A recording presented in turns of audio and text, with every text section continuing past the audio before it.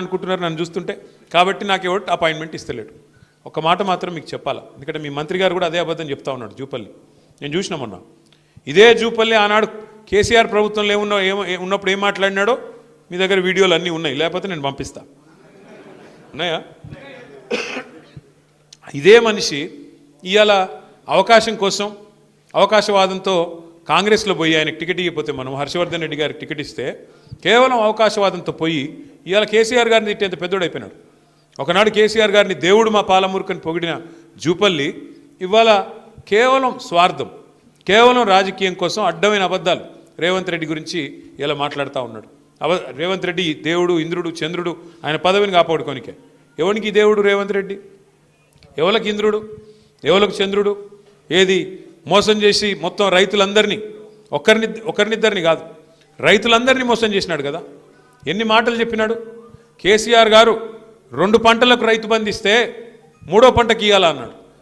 3వ పంటకి ఇవ్వవా నువ్వు రైతు బంధు అని మాట్లాడినాడు. మళ్ళీ ఇవాళ పరిస్థితి ఏంది? కేసీఆర్ గారు ఉన్నప్పుడు బ్రహ్మాండంగా మీరు అడగకుండానే నాటేసే కాలం వచ్చిందంటే చాలు ఫోన్లు టింగు టింగు మన మోగేది. 11 సార్లు 73,000 కోట్ల రూపాయలు 70 లక్షల రైతుల ఖాతాల్లో మీరు అడగకుండానే దరఖాస్తు పెట్టకుండానే పడ్డాయి. ఈరోజు ఏంది పరిస్థితి? రేవంత్ రెడ్డి ప్రభుత్వం వచ్చినాక, కాంగ్రెస్ ప్రభుత్వం వచ్చినాక ఒకటే ఒక్కసారి రైతు భరోసా ఇచ్చింది. ఒకే ఒక్కసారి. మొదటిసారి మనం కూడబెట్టిందే రైతు బంధు ఎలక్షన్లు అప్పుడు ఆపి, ఎలక్షన్లు అయినాక యాజ్ ఇట్ ఈజ్ అదే 5,000 ఇచ్చినారు. అది కేసీఆర్ గారు ఇచ్చింది తప్ప వీళ్ళు ఇచ్చింది కాదు. ఆ తర్వాత 2 సార్లు ఎగ్గొట్టినారు.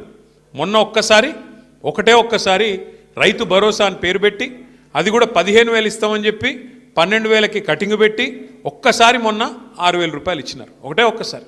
2 ఏళ్లలో ఇచ్చింది ఒకే ఒక్కసారి. నికార్సుగా చెప్పాలంటే ఇది ఇలా రైతు పరిస్థితి.